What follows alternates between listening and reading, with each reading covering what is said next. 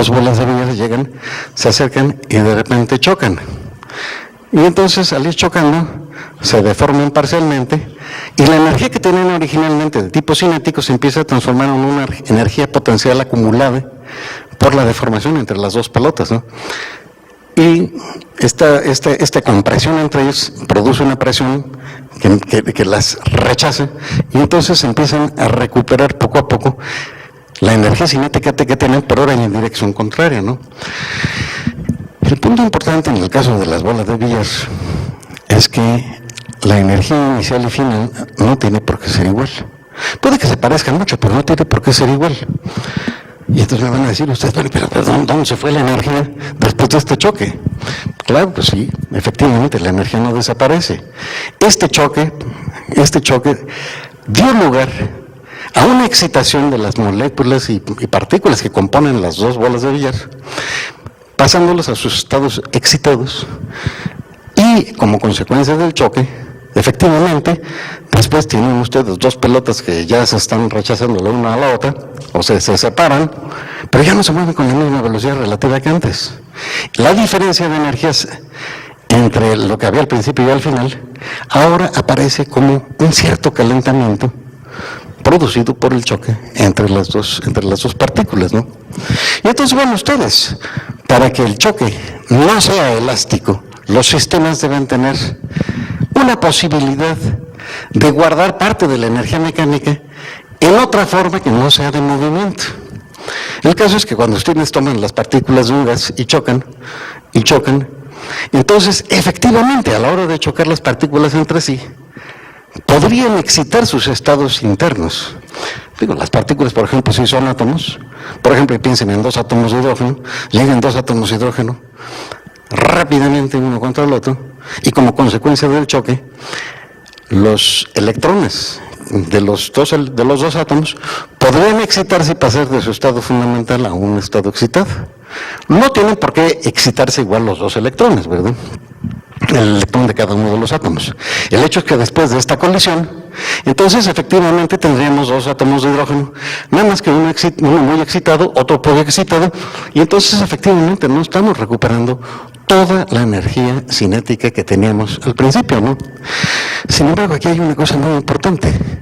El átomo de hidrógeno que está excitado, o que quedó excitado como consecuencia de la colisión, tarde o temprano va a emitir un fotón y el electrón va a regresar a su estado fundamental y vuelve a su estado de energía mínima. Y entonces, pues ya en estos momentos toda su energía va a ser única y exclusivamente energía de movimiento. Pero déjenme decirles a ustedes más, ¿no? Si yo tengo dos partículas que chocan y a la hora de chocar yo quiero que una de ellas se excite, entonces es indispensable que la interacción entre ellas al menos sea superior a la energía que hace falta que el electrón absorba para pasar de su estado fundamental al primer estado excitado, ¿verdad? Y a veces esa energía es muy, muy, muy grande. Y si no hay disponibilidad de esa energía, entonces la partícula no se puede excitar. Y como no se puede excitar, entonces automáticamente la colisión ocurre en un proceso de colisión elástica, ¿no? Bueno, entonces esto pues básicamente tiene que ver con los procesos muy interesantes que ocurren a la hora en que chocan dos partículas. Ahora, yo les estaba platicando así en general del choque de dos partículas del gas, ¿no? Sin embargo, las partículas del gas pueden, además de chocar contra otras partículas del gas, también chocan contra las paredes y todo lo que tengamos en el interior del recipiente donde hemos colocado el gas, ¿no? Entonces nosotros lo que queremos hacer es un modelito que nos permita calcular todos estos detalles conectados con este proceso elástico de choque. Vamos a pasar a la siguiente. Bueno, pues este es el momento de continuar en el pizarrón, ¿verdad? Yo quiero hacer algunos cálculos. Son muy sencillos, pero nos van a llevar a las ideas más fundamentales de la teoría cinética de los gases, Y también nos van a permitir discutir los conceptos más interesantes, ¿no? Bueno, primero, yo les dije a ustedes que iba a tomar en general las ideas conectadas con la colisión entre dos pelotas como las de un billar, ¿no?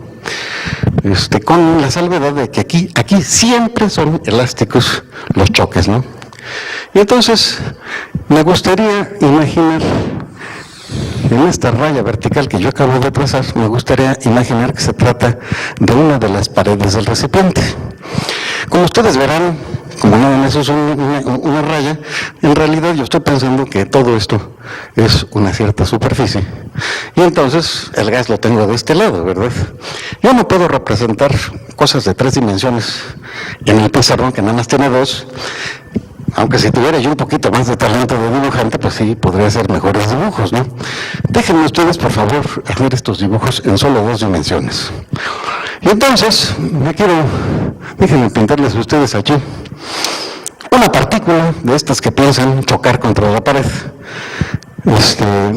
Por lo pronto no les he señalado nada que muestre que la partícula tiene intenciones de chocar con la pared. Pero, si yo aquí a esto le añado esta flechita que representa la velocidad, la velocidad de la partícula antes de que choque, ¿verdad? Entonces ya con eso ya puedo hasta ver dónde va a chocar, ¿no? Yo todo lo que tengo que hacer es prolongar la fecha. Y ven ustedes, aquí en este punto es donde la partícula va a chocar contra la pared. Ahora, quisiera, para poner los pies en la tierra, que piensen en este dibujo como si estuviéramos viendo un billar desde arriba, ¿no? Entonces ustedes ya saben que en el caso del billar, efectivamente la partícula va a llegar aquí y va a rebotar a lo largo de esta línea tenue que acabo de pintar, donde, bueno, las leyes de la reflexión mecánica las puedo poner de varias maneras. De una manera sería recurrir al enunciado de las leyes de la reflexión en óptica, ¿no? El ángulo de incidencia igual al ángulo de reflexión. Entonces, a la hora de chocar contra la pared, pues todo lo que yo tendré que hacer es que este ángulo, que es el ángulo de incidencia, pues tengo que reproducirlo de este lado, y de esta manera pues tengo el ángulo de reflexión, ¿verdad?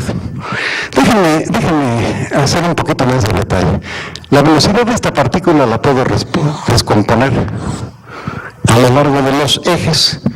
Un eje, vean ustedes, este eje es paralelo a la pared y este eje es rigurosamente perpendicular a la pared, ¿no? Entonces vean ustedes, la velocidad de la partícula tiene esta componente rigurosamente perpendicular a la pared, y luego por otro lado tiene esta componente que es paralela a la pared. Entonces cuando la partícula choca contra la pared, de las dos componentes de la velocidad de la partícula, la que es perpendicular a la pared, pues va a producirse el rebote, ¿no? Si ustedes dejan caer una pelota y llega al suelo, llega con una cierta velocidad positiva hacia el suelo, ¿no? Y al rebotar, pues tiene una velocidad, ahora positiva hacia arriba, ¿verdad? Es negativa hacia abajo, ¿verdad? Son de sentido opuesto, ¿no? Ven ustedes que cuando la partícula rebota acá, este movimiento pues va a tener una cierta velocidad que yo puedo representar allá en ese punto, y que en esas condiciones tendríamos esta componente, es la componente perpendicular a la propia pared, y tenemos esta componente que es paralela a la misma pared. Las reglas de este impacto contra la pared son muy sencillas, ¿no? Vamos a ponerlas, miren. Esta que está acá sería la velocidad B. Bueno, yo le quiero poner BP de perpendicular y luego quiero una de PP paralela y ya no voy a distinguir nada, ¿verdad? Entonces, déjenme llamarle a esta con una N minúscula, y esta que está acá la llamamos V subíndice P de paralelo, ¿no? Bueno, estas entonces son las coordenadas de la velocidad antes de que la partícula choque contra la pared. Después de que choque, tendríamos esta y esta componente, ¿verdad? Esta sería igual que esta. Vamos a ponerle V subíndice P. Pero esta que está aquí, vamos a ponerle V subíndice N, y aquí le ponemos una prima, porque ahora sí ya no son iguales. Esta velocidad y esta otra son por construcción idénticas. No me han quedado idénticas a la hora de dibujarlas, pero son idénticas, ¿no? Lo que sí les puedo decir es que esta flecha está dirigida hacia la izquierda y esta flecha está dirigida al otro lado. Y es ese detalle lo que constituye el rebote de la partícula contra la pared, ¿no? Entonces, digo, las leyes del impacto contra la pared se ponen de una manera muy sencilla. Aquí yo simplemente pondré que V subíndice N' es igual a V subíndice N, ya me quedó fea la N, V subíndice N, y ahí le ponemos un signo menos. ¿Por qué? Porque cambió de signo. Realmente no tengo que ir más allá de mis leyes de la mecánica para que esta cosa tan sencilla, para hacer todos los cálculos que siguen, ¿no? Bueno, ¿cuál era entonces? Bueno, ustedes, la única parte que interviene, que interactúa con la pared, es la velocidad perpendicular a la pared. Así que yo nada más voy a hacer un análisis que tiene que ver con esta componente o con este. Pero esta no me importa porque de hecho no cambia y por lo tanto no hay interacción respecto de esa componente con la pared, ¿no? Entonces, ¿cuál es la cantidad de movimiento perpendicular a la pared antes? Pues la cantidad de movimiento es pues la masa de la partícula multiplicada por la velocidad normal. Y esto que está acá es, déjenme ponerle, cantidad de movimiento antes. Recuérdense que la cantidad de movimiento es el producto de la masa por la velocidad. Bueno, ahora vamos a responder cuál es la cantidad de movimiento después. Es la cantidad de movimiento después. La cantidad de movimiento después, pues es M por Vn'. Pero ya dijimos que Vn' es igual a menos Vn. Entonces yo la puedo poner acá. Y si la pongo acá, entonces le quito esta apóstrofe y le pongo un signo menos. Bueno, ustedes, su cantidad de movimiento perpendicular a la pared, pues cambió de signo. Bueno, entonces, ahora yo quiero saber cuál es la cantidad de movimiento, cuál es el cambio en la cantidad de movimiento de la partícula como consecuencia de este choque. El cambio, pues como siempre, es igual al valor final menos el inicial. Vamos a ver, el valor final, este es el valor final, y esto que está acá es el valor inicial. Entonces, yo quiero saber cuál es el cambio total, voy a tomar este y le resto este. Si hago eso, entonces voy a tener menos mv subíndice n y le resto el valor inicial, pues el valor inicial es mvn. Y esto que está acá, pues eso es el cambio en la cantidad de movimiento, ¿no? La cantidad de movimiento aquí la hemos representado con la letra P. No quiero representarla hoy con la letra P, porque quiero reservar hoy la letra P para la presión, que es mi variable tras de la cual estoy siguiendo, así que no le voy a poner nombre. Ese es el cambio en la cantidad de movimiento, ¿no? Y este cambio, bueno, pues hagamos el algebrita. Esto y esto me da menos 2mv subíndice n. Eso es todo, ¿no?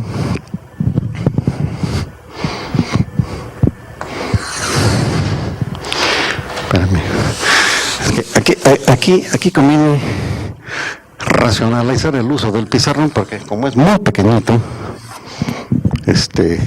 hay que aprovechar bien la superficie del pizarrón, ¿verdad?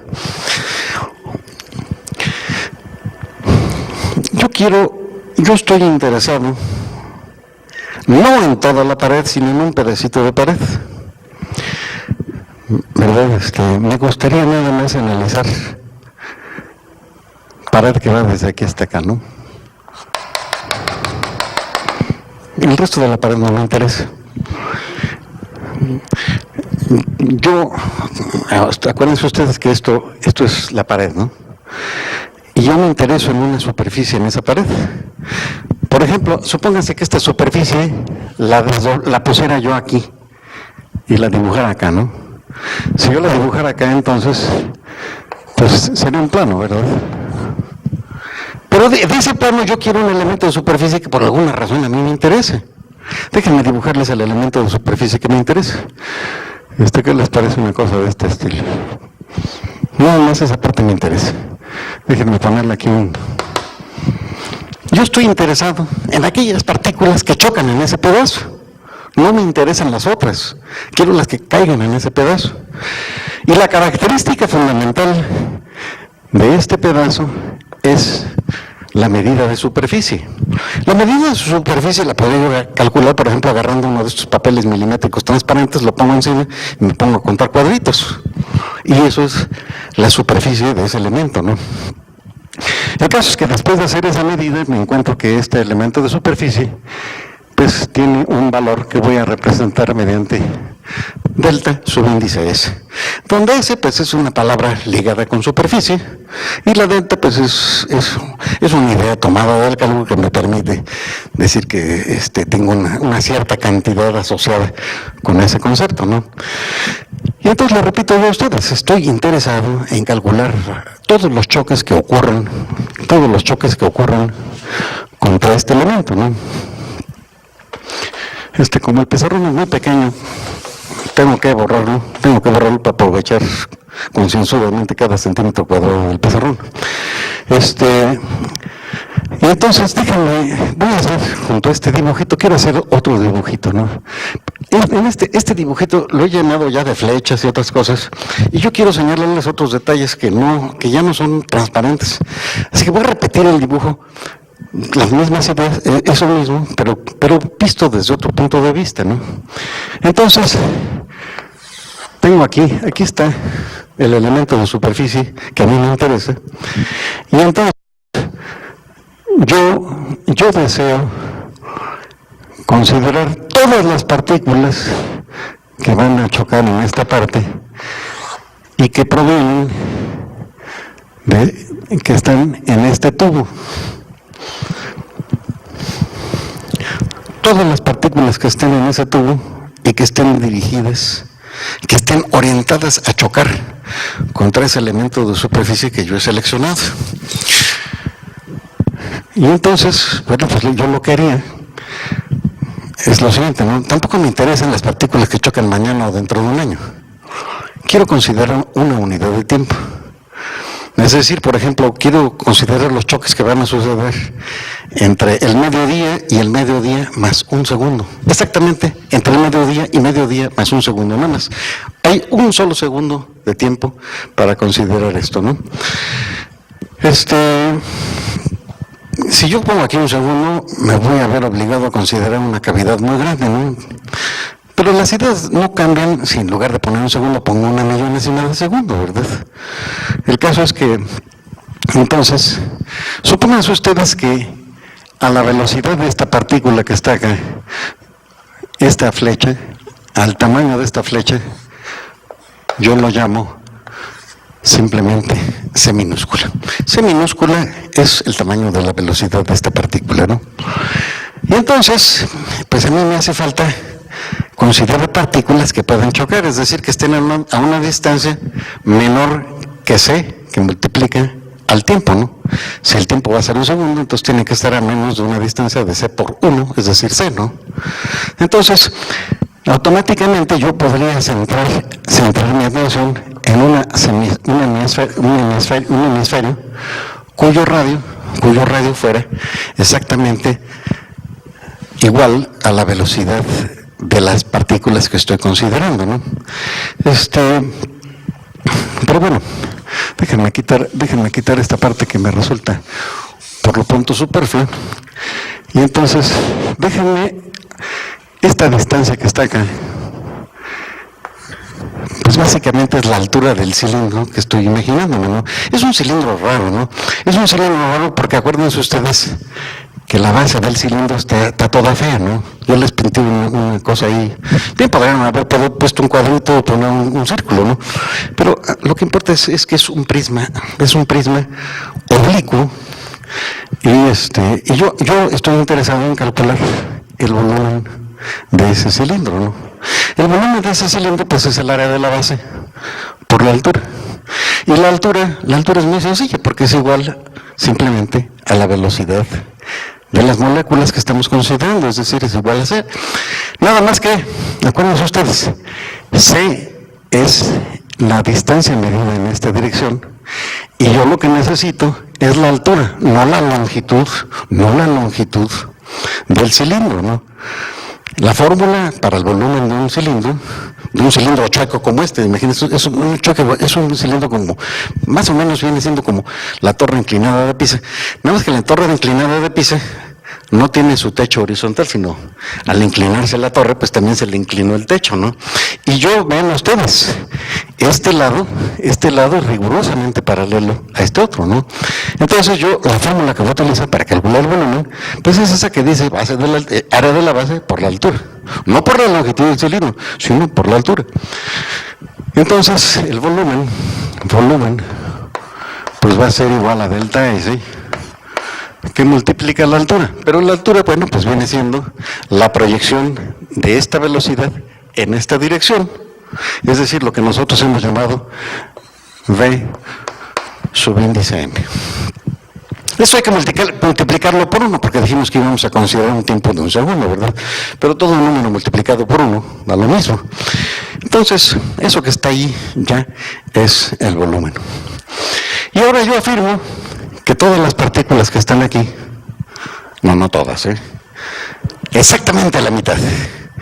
La mitad de las partículas, pues unas van para un lado y las otras van para el otro lado. Unas se acercan, o sea, si yo me paro junto a la pared, hay una mitad de partículas que va hacia la pared y la otra mitad va para el otro lado, ¿no? Entonces,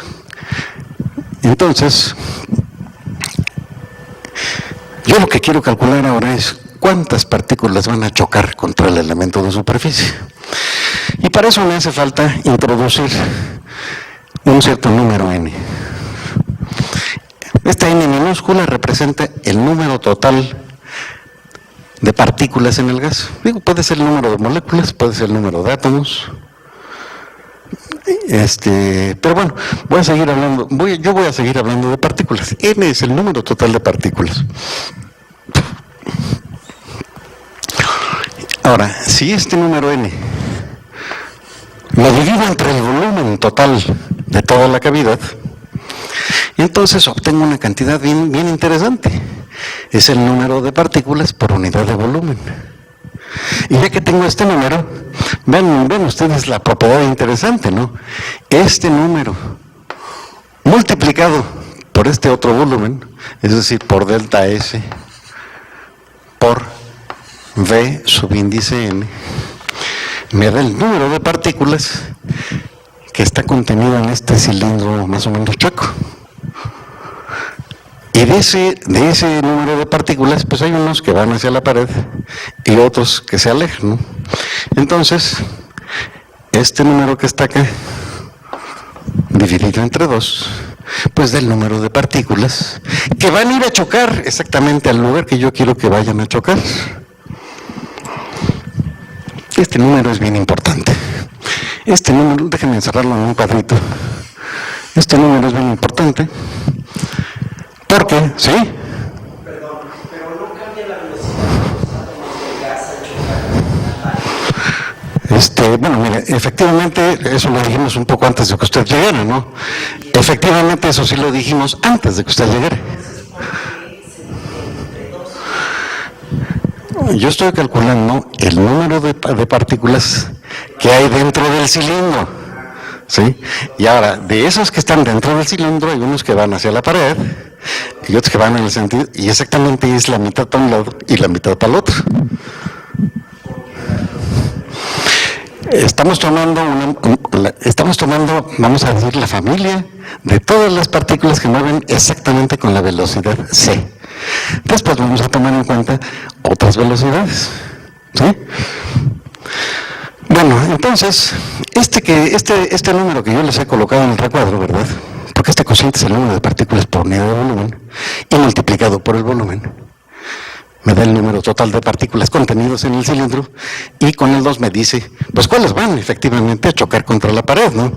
Ahora, cada una de estas partículas va a tener este cambio en la cantidad de movimiento. Y entonces yo puedo calcular cuál es el cambio total de todas las partículas que van a chocar contra la pared.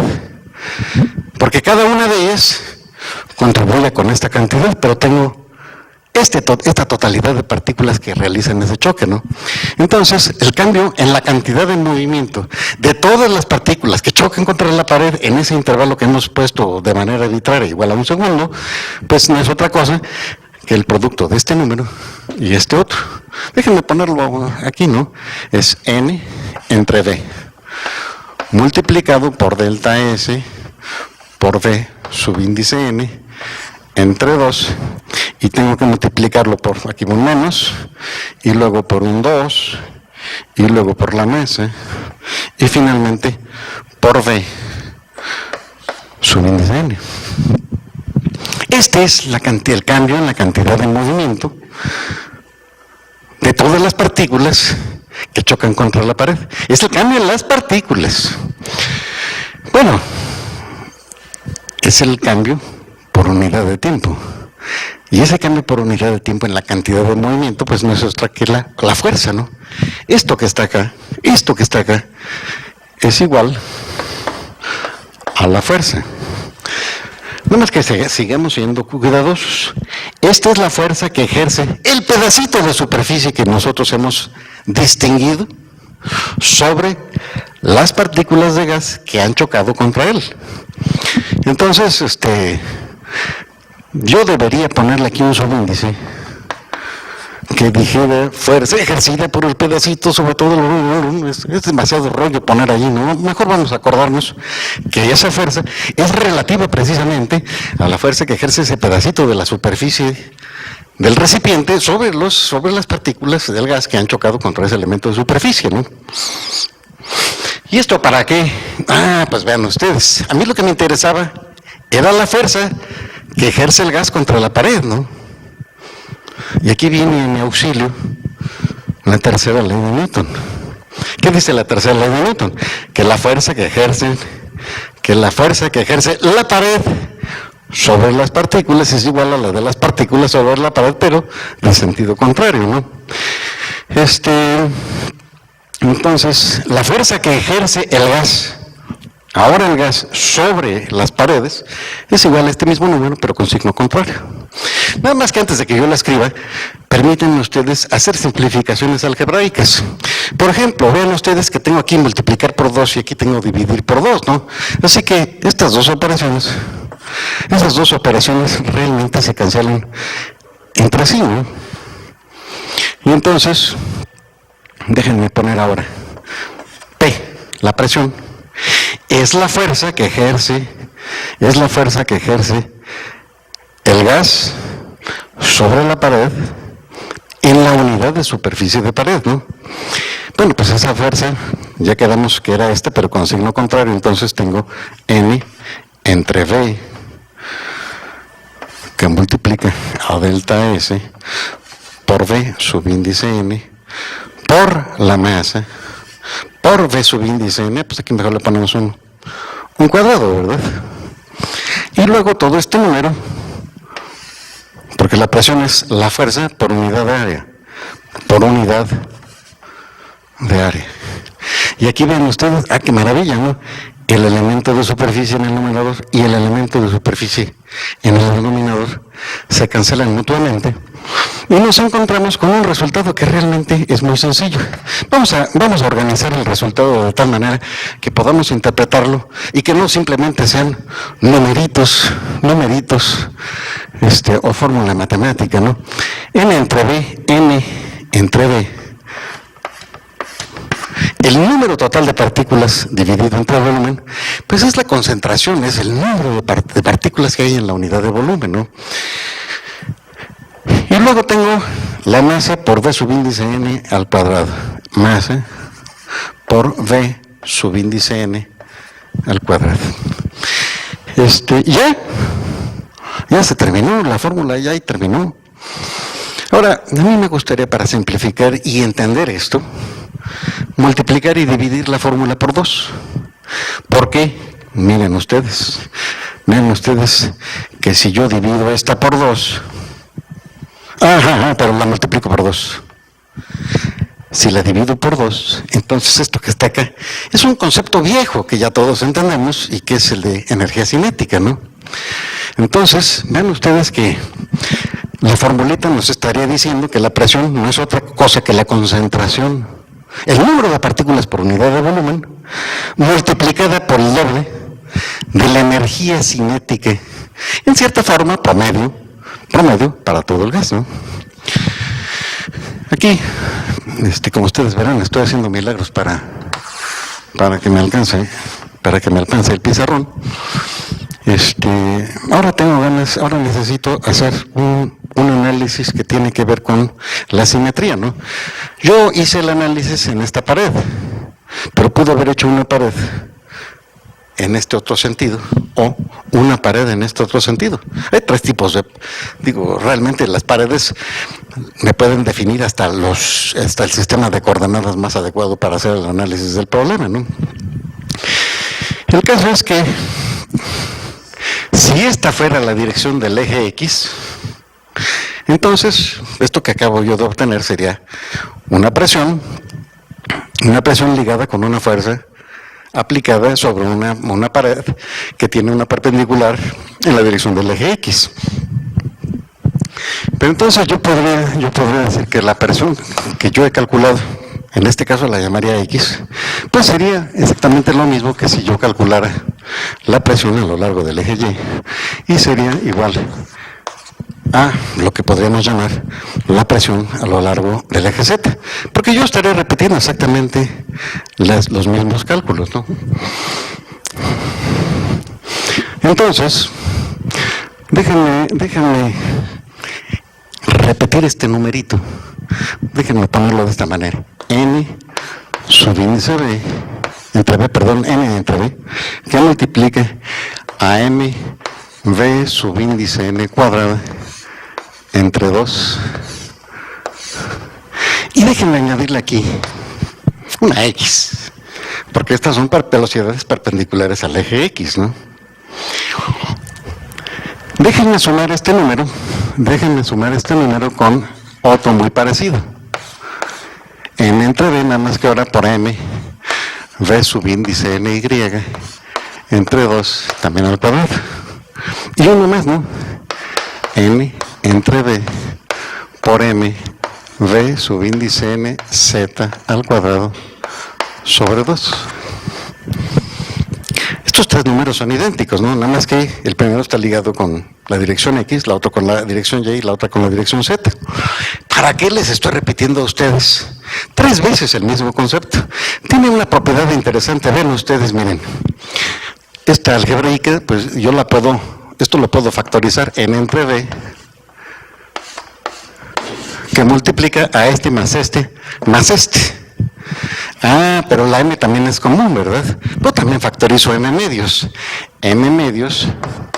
que multiplica a este más este más este, o sea, v subíndice n en la dirección X al cuadrado más v subíndice n en la dirección Y al cuadrado más v subíndice n en la dirección Z al cuadrado. Y yo les recuerdo que estas n's tienen que ver con esta, que es la velocidad normal, es decir, perpendicular a la pared en la que estábamos trabajando, ¿no? Ahora vean ustedes que este número que está acá tiene para nosotros un significado directo y sencillo. Es mucho más sencillo el significado de este número que el que yo tenía, por ejemplo, acá, porque aquí había que tomar una componente, ¿no? En cambio, ven ustedes que aquí tengo las 3 componentes sumadas. Estoy sumando las 3 componentes, cada una de ellas al cuadrado. Dicho de otra manera, la suma de esas tres componentes no es otra que la velocidad total de la partícula elevada al cuadrado. Es el teorema de Pitágoras, pero en tres dimensiones, ¿verdad? Entonces, de hecho, la suma de estas tres componentes, cada una de ellas al cuadrado, de hecho va a ser igual a c cuadrado, que era la velocidad que yo le había propuesto, a esta cantidad, ¿no? Entonces, esta fórmula se reduce a n entre v, que multiplica a m c cuadrada sobre 2.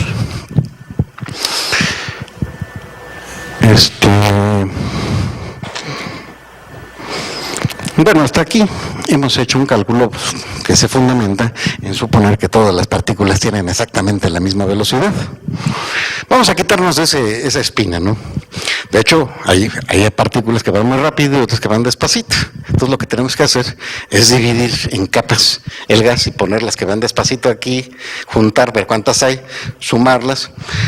Vamos a hacerlo, ¿no? Afortunadamente este detalle se puede hacer con toda precisión sin conocer cómo está distribuido el asunto. Vean ustedes, supónganse ustedes que hay N1 partículas donde la N1 estaría ligado con esta N minúscula. N1 conectadas con C1, N2 con C2, hay N3 con C3, y así sucesivamente, ¿no? Digo, yo lo puedo dividir en 10 partes o en 100 o en 1.000.000, ¿no? Si tengo mucha paciencia, computadora, ¿verdad? Pues la divido en 1.000.000 o 10 millones, no faltaba más. Si voy a hacer la suma, yo a lo mejor me quedo con 10 términos y hasta me equivoco al hacer la suma, ¿no? El caso es lo siguiente, vean ustedes, miren. Estas partículas que están acá, las que tienen velocidad C1, no constituyen toda la presión que se mide en las cavidades de la pared, sino nada más una parte, ¿no? ¿Cuál es esa parte? Pues muy sencillo, es precisamente este número, ¿no? N entre V, que multiplica a M entre C cuadrada sobre 2, y yo tengo que ponerle ahí el 1, ¿verdad? Es N1 y C1. Esta que está acá es la contribución de las partículas que tienen velocidad C1. Vamos con las que tengan velocidad C2. Las que tengan velocidad C2, pues es la misma fórmula. N entre V por M C cuadrada sobre 2. Y ahora le ponemos el subíndice 2 y subíndice 2. Y pues no se las hago, hay que repetirla con todas, ¿no? Y si la repito yo con todas, entonces la suma de todas las contribuciones va a ser la presión que a mí ciertamente es la que me interesa. Vamos a ponerla, ¿no? Ven ustedes que a la hora... ¿Y esa manita qué significa esta que está aquí? No, es esta para que la pongamos. Bueno, entonces, ven ustedes, a la hora de hacer esta suma, pues conviene que factoricemos los términos constantes para simplificar, ¿no? Vamos a hacerlo, ¿no? Ustedes ven que esta V siempre es la misma, la masa de las partículas siempre es la misma, el número también, y entonces yo podría poner que esta suma que está acá es igual a 1 entre V, y luego tengo que multiplica a M sobre 2, y esto que multiplica a la suma de N1 C1 cuadrados, N2 C2 cuadrada, N3 C3 cuadrada, N2 billones C2 millones al cuadrado, y así sucesivamente. Ahora, yo lo pienso poner ahí con una notación, con la notación de suma, ¿no? Y entonces, si lo pongo con la notación de suma, esto se escribe suma desde I igual a 1, quizás hasta infinito, ¿verdad? De las que yo lo voy a poner, vayan ustedes a ver. En fin, es hasta que termine la suma, ¿no? ¿De qué cosa? Pues lo que me faltó, ¿no? De aquí me faltó N1 C1 cuadrada, N2 C2 cuadrada y sucesivamente. Esto lo represento como NI CI cuadrada. Y ya, ¿verdad? No, está bien, ya es todo, ¿no? Ya es todo. esa suma de NI cuadrada me da un cierto valor, ¿no? Ahora vean ustedes, bueno, que se note que no me alcanza el pizarrón, y yo he hecho esfuerzos de que me alcance, ¿eh? Miren ustedes. Voy a hacerlo aquí arriba, ¿eh? Aquí lo voy a hacer, miren. Miren ustedes. ¿Cómo se define, esto se hace un chorizo bárbaro, ¿no? ¿Cómo se define un promedio en estadística? Un promedio en estadística, pues se dice, lo que se hace es multiplicar el valor de la variable por la probabilidad del valor de la variable. Esto da la esperanza. Ahora, cuando uno tiene ya números estadísticos, entonces lo que uno es multiplicar los valores por las frecuencias observadas, ¿no? Dicho de otra manera, el valor promedio de la velocidad de las partículas del gas elevada al cuadrado, y voy a representar el valor medio de esta manera. Ahí está. Ese palito que le pusiste hasta arriba representa el valor medio de esa variable c cuadrada, la velocidad de las moléculas al cuadrado.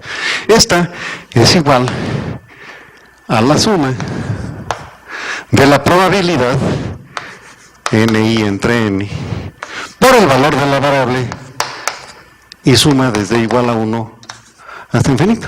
Bueno, ustedes, este cociente es la frecuencia con la que se observa en este experimento que una partícula tiene la velocidad ci respecto de todas, ¿no? Este cociente es precisamente la probabilidad de encontrar una partícula que se mueve con velocidad c subíndice i.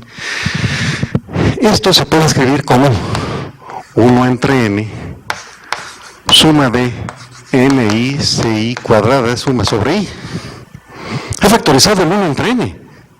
Pero vean ustedes, esta suma que está acá es esta que tengo aquí. Entonces lo que hago es que aquella la pongo acá, y entonces esto se puede escribir como m entre 2 veces v por esta suma, pero esta suma vale n veces el valor de la velocidad al cuadrado. ¿Y qué cosa es esto? Bueno, esto que estamos calculando, acuérdense ustedes que es la presión. Bueno, es la presión entre comillas, ¿no? Porque de hecho nosotros teníamos la presión en X, otra suma que daba exactamente lo mismo, que era la presión en Y otra más que era el mismo cálculo que nos ofrece la presión en Z, ¿no? Entonces esta cantidad resulta ser tres veces la presión P calculada, ¿no?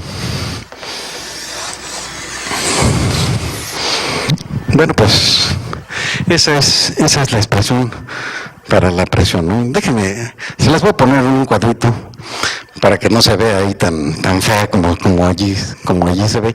Y además pienso reunir los términos para que podamos interpretar su significado, ¿no? Quizás convenga borrar este pedacito del dibujo, ya que este básicamente representa el anterior. Y entonces,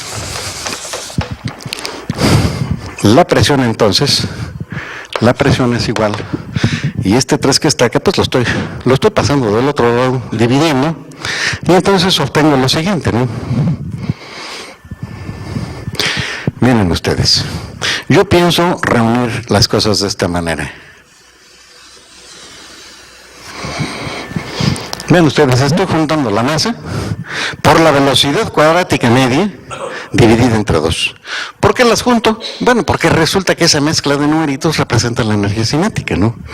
Entonces tengo yo que la presión es igual entonces al número n que multiplica a m por c cuadrada sobre 2. Entonces ya puse la n y todo esto. Y todavía me está sobrando el 1/3. Espérenme, me faltó esta v, que allí está, ¿verdad? Entonces, pero bueno, en fin, ahí está. Entonces la presión resulta ser igual al número de partículas total entre el volumen multiplicado por la energía cinética promedio multiplicada por 1/3, ¿no?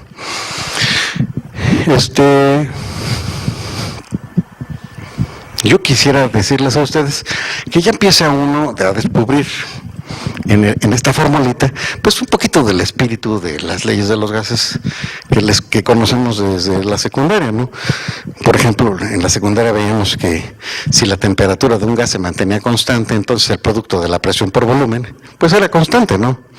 Y aquí en este sentido, básicamente, si yo fuera capaz de decir que esto está ligado con la temperatura, y si la temperatura es constante, entonces este número es constante, y entonces este volumen lo podría pasar del otro lado multiplicando, y tendré yo automáticamente esta relación que establece que el producto de la presión por el volumen se mantiene constante, ¿no? Y entonces, bueno, pues convendría hacer un experimento de juntar dos cámaras, dos recipientes, ¿no? Podríamos poner, si uno de ellos estuviera caliente y el otro frío, entonces a la hora de ponerlos en contacto, el exceso de energía de uno de ellos pues se iría al otro, hasta que más o menos, hasta que terminaran por igualar exactamente sus temperaturas, ¿no?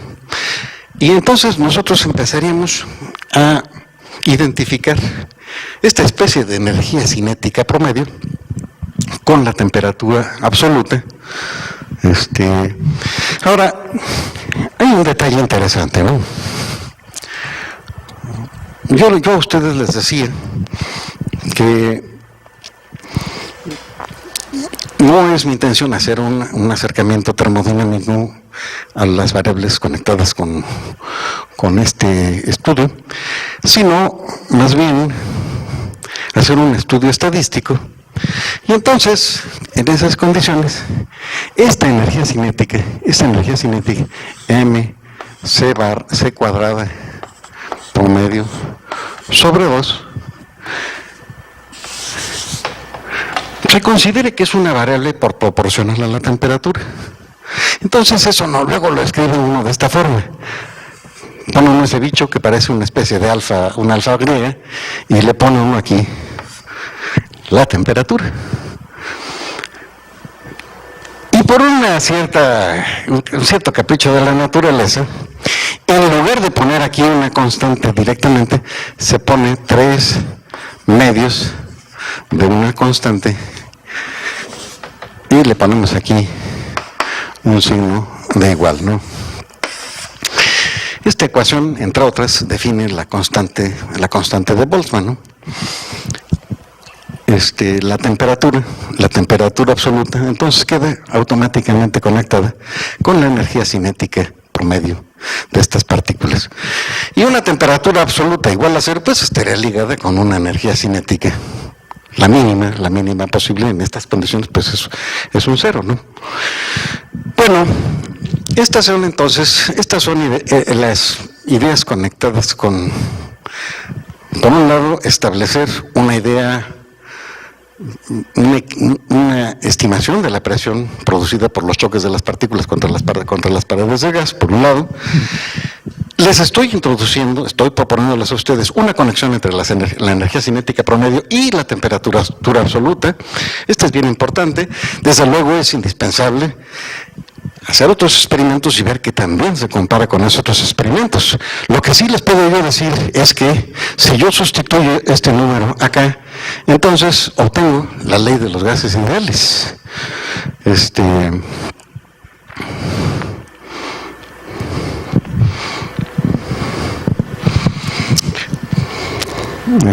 Me parece que por ahí se me pasó un 2, ¿verdad? ¿Dónde se me pasó? ¿Dónde se quedó? ¿Esta manera?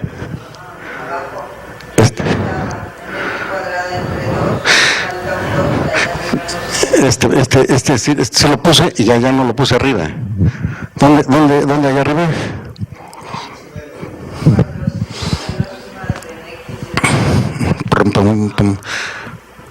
Sí, entonces aquí me había falta poner el un medio.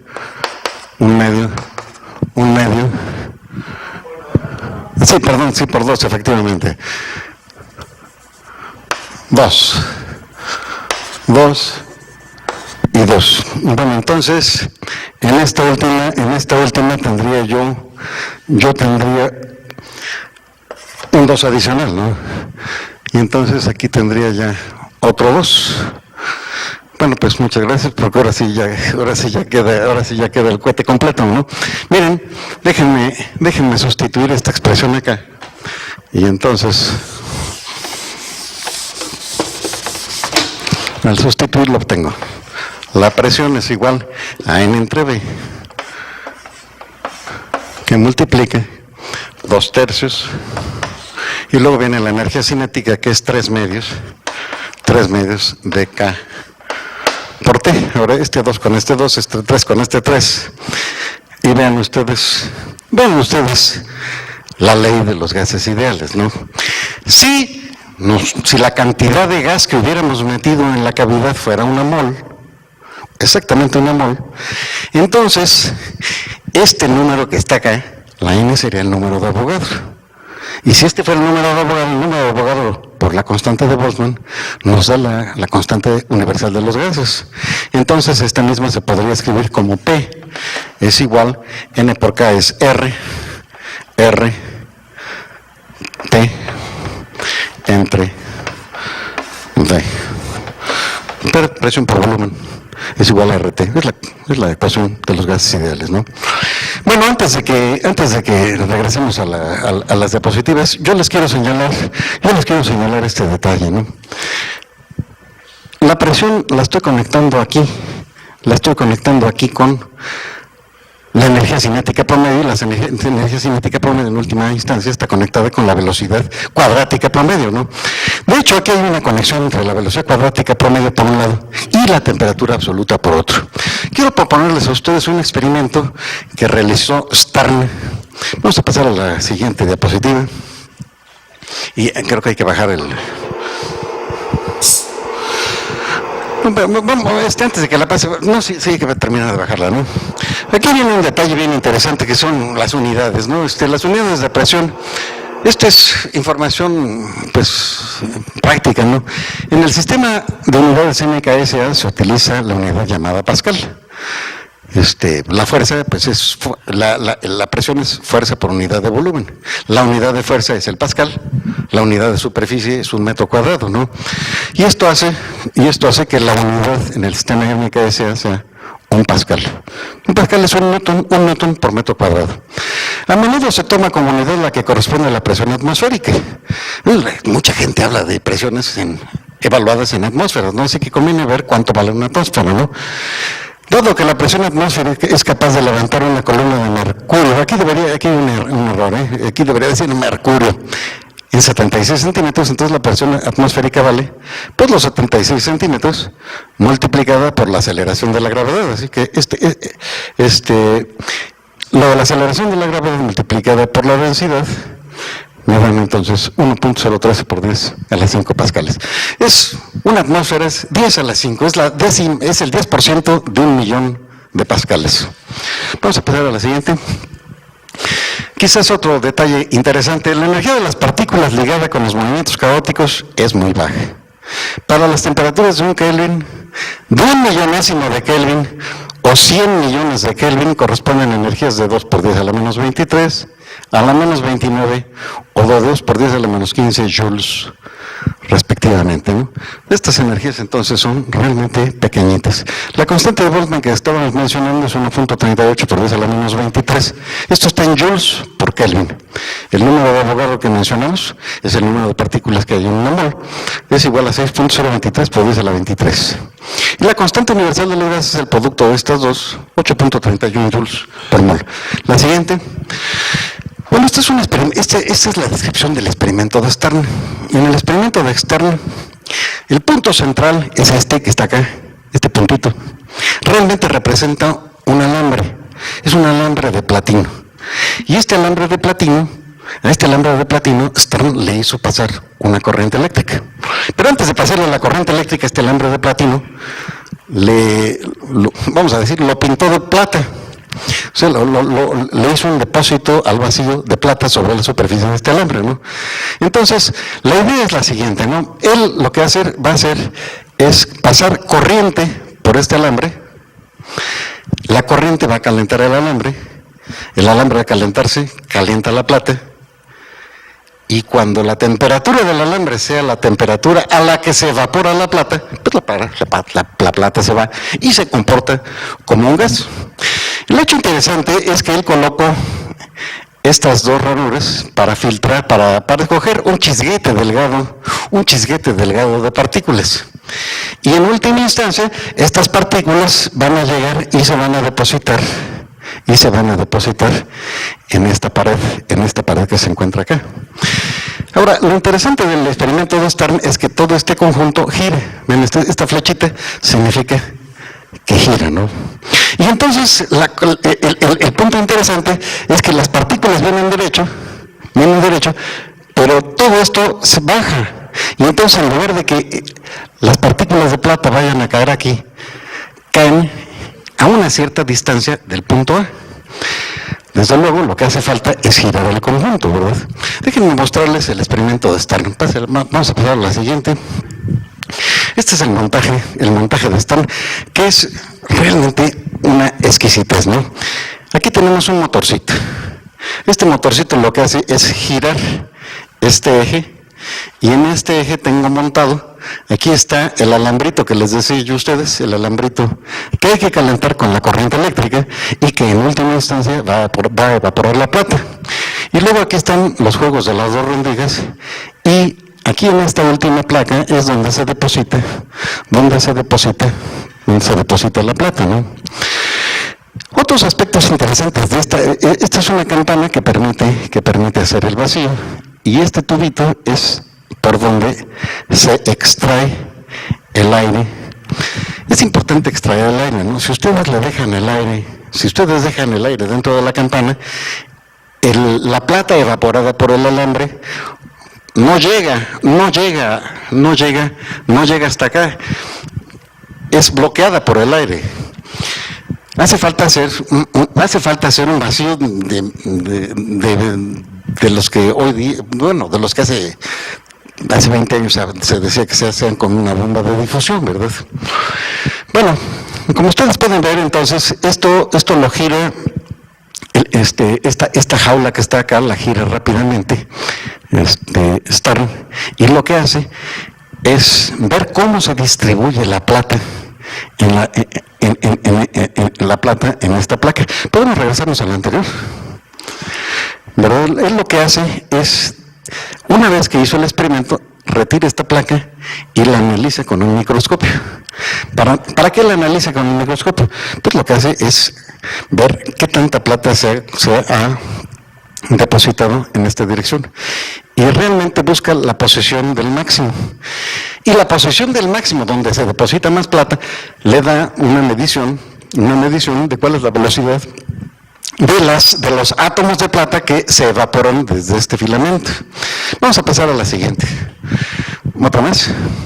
Estas de hecho son las ecuaciones que utiliza Stern para calcular cómo se distribuye la plata a lo largo de la última placa, ¿no? Esta S es la distancia entre el depósito de plata y el centro en donde se coloca la plata cuando el conjunto no está girando.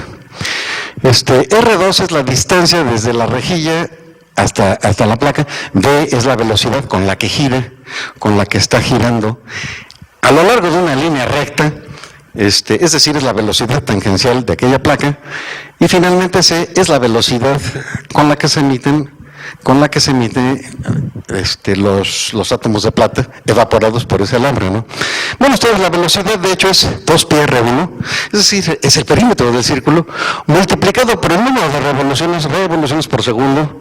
Entonces, esto es la velocidad, esta que está acá se sustituye aquí, y entonces podemos calcular a qué distancia se produce el depósito de la plata en la placa. Sin embargo, a nosotros no nos interesa dónde caiga. Nosotros lo que preferimos es medir a qué distancia cae Y entonces medimos esta cantidad como ya sabemos el número de revoluciones que da el motorcito y las dos distancias R1 y R2, entonces lo que nosotros deducimos es la velocidad de las partículas de plata evaporadas desde el alambrito. Bueno, pues, como yo les decía, la semana que entra tenemos una conferencia que nos va a dar la doctora Beatriz Millán, titula, ahorita no me acuerdo exactamente el título, pero es sobre el descubrimiento de los rayos X. La siguiente, yo lo recuerdo, la siguiente tiene que ver con algún desarrollo ulterior del péndulo de Foucault, diferente de la conferencia que ya dimos el año pasado aquí sobre el péndulo de Foucault. Y en la siguiente plática, en la inmediata siguiente, lo que vamos a hacer es repetir el cálculo que hizo Maxwell para determinar cómo se distribuyen las velocidades de las partículas en un gas. En alguna plática posterior, pues vamos a ver cómo se ven desde este acercamiento estadístico la segunda ley de la termodinámica.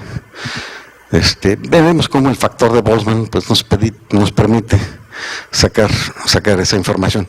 Y terminado esto, pues nos regresamos al desarrollo de Einstein y vamos a presentar el artículo de 1916, en donde él establece ese nuevo coeficiente llamado el coeficiente de emisión espontánea, que había de permitir el desarrollo de los rayos láser en última instancia. Si tienen alguna pregunta, pues con mucho gusto si la puedo contestar, se las contesto. Si no, les pido que me esperen una semana y les pregunto a los que sí saben. O ya todos juntos nos hacemos bolas, ¿verdad? ¿Sí? Por cierto que hoy me estiré 25 minutos, perdonen ustedes, estaba bien chiquito el pizarrón. Es culpa del pizarrón. Bueno, pues muchas gracias.